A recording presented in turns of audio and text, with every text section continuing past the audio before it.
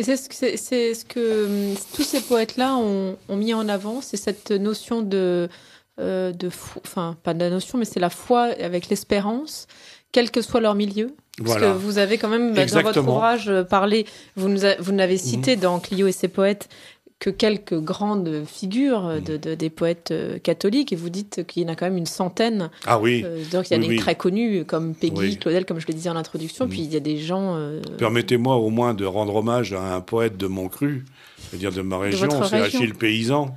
Achille Paysan, qui est très très peu connu, mais qui est un poète mayennais, qui a failli être académicien français, et que que tout le monde ignore Mhm. maintenant. Mais C'est dommage. c'est plutôt la bourgeoisie qui a fait, qui a donné à la Alors, France à cette époque-là les voilà, poètes catholiques donc, dont on parle. Hein. j'en étais arrivé au triomphe de la bourgeoisie, mais il y a une troisième voie, je dirais. C'est-à-dire qu'il n'est pas de révolution industrielle sans industrie, il n'est pas d'industrie sans ouvriers. Et le peuple commence à prendre de l'importance parmi les intellectuels. Et là, il faut quand même rendre hommage à Jules Ferry. C'est-à-dire rendre hommage aussi à l'Église, en quelque sorte, parce que l'Église avait commencé à enseigner le peuple, mais pas tout le peuple.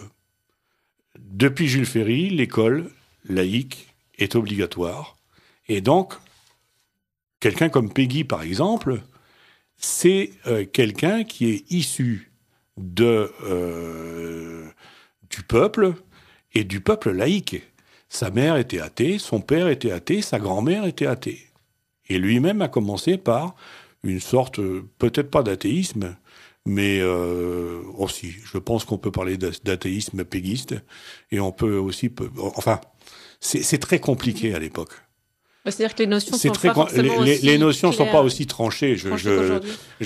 D'ailleurs, il faut toujours le remettre en perspective. C'est-à-dire qu'on parle aujourd'hui en 2008 de Voilà, c'est quelque ça. chose qui s'est Quelqu'un passé. comme Jaurès, par exemple, non, on sait que quelqu'un comme Jaurès a fait baptiser ses enfants et que une rumeur est parue dans l'Action française de 1880 et quelques, comme quoi la fille de Jaurès voulait être religieuse. Donc vous voyez, c'est pas...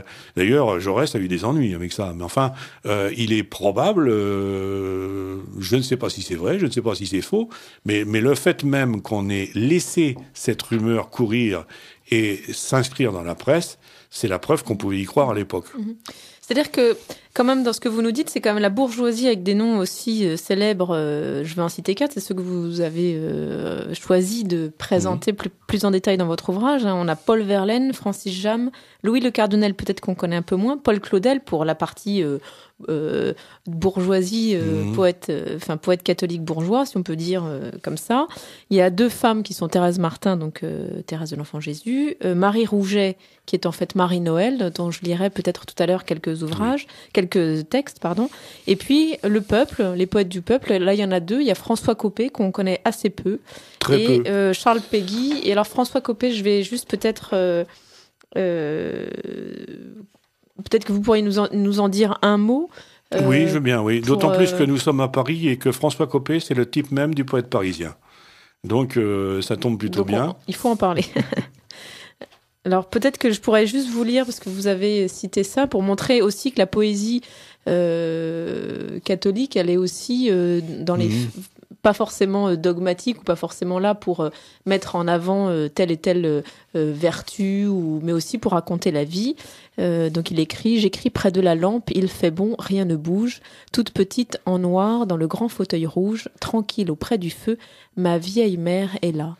Elle songe sans doute au mal qui m'exila loin d'elle, l'autre hiver, mais sans trop d'épouvante.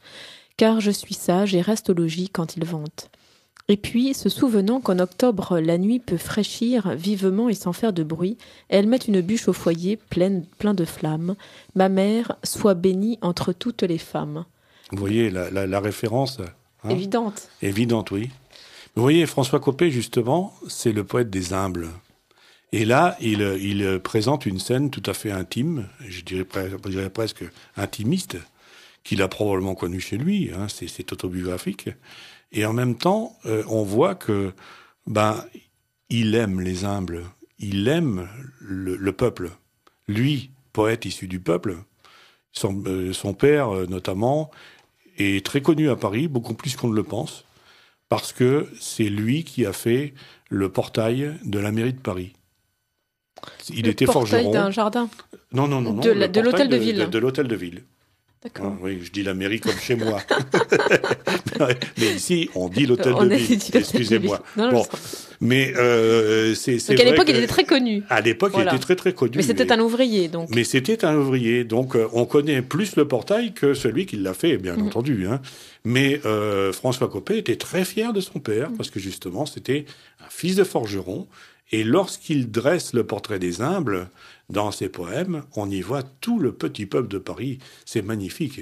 Pour moi, par exemple, qui ai connu Paris et qui aimait Paris à l'époque où Paris ressemblait encore à Paris, c'est-à-dire dites-nous le Paris des petits quartiers populaires et le Paris artisans. Finalement des multiples provinces. Hein, parce qu'il y avait le Paris breton, il y avait le Paris mayennais, il y a le Paris savoyard, bon, qui a un petit peu disparu. Bon, c'est dommage d'ailleurs. Mais c'est vrai qu'on peut retrouver ça dans Coppée. Dans une vision beaucoup plus, j'allais dire, positive et tournée vers l'avenir que peut nous donner un Zola par opposition. Bon, vous avez entièrement raison. Zola, c'est l'antithèse. On peut dire que Zola, c'est exactement l'inverse de François Coppée. Voilà. Zola aussi aime les humbles à sa façon. Zola aussi aime les humbles. Mais en insistant sur leur souffrance et en insistant sur leur misère. Je pense notamment, comme vous, à Germinal, évidemment. Hein, Germinal, dont on a beaucoup parlé il y a très peu de temps, ou même à La Terre, pour voir le monde paysan. Germinal, le monde des mineurs, ou peu importe, enfin, presque tout... tous les Rougon-Macquart insistent davantage sur, justement, le mauvais côté du matérialisme. On ne peut pas dire que Zola soit tout à fait matérialiste, mais il n'est pas non plus spirituel. C'est-à-dire que lui, les naturalistes insistent sur, par conviction, et peut-être aussi par souci de traduire la nature telle qu'elle est, insistent davantage sur les souffrances, sur les maladies. Et justement, quand Huysmans, naturaliste, se convertit, il refuse ses premières œuvres. Cette vision très enfermante. Il refuse, voilà, c'est ça. Il refuse cette philosophie qui consiste justement à remuer le couteau dans la plaie, c'est-à-dire à toujours montrer ce que le peuple souffre plutôt que ce que le peuple peut espérer. Je vois par exemple Péguy a davantage... Lui aussi, Péguy, sa mère était rempailleuse de chaises dans un quartier populaire d'Orléans. Bon. Bien, Péguy a montré ce que le métier de rempailleuse de chaises pouvait avoir comme richesse. Et c'est vrai que quand on lit le portrait de Péguy, le portrait fait par Péguy de sa mère, on a envie de devenir rempailleur de chaises. Mais c'est magnifique parce que on y trouve justement ce qu'on a un petit peu perdu, c'est-à-dire la beauté et la richesse du travail manuel, qui est loin d'ailleurs du matérialisme et loin je dirais, du pessimisme. de l'aspect financier de la chose, et loin certainement du pessimisme, oui. Bernard Bonnejean, on se retrouve tout de suite après cette pause musicale.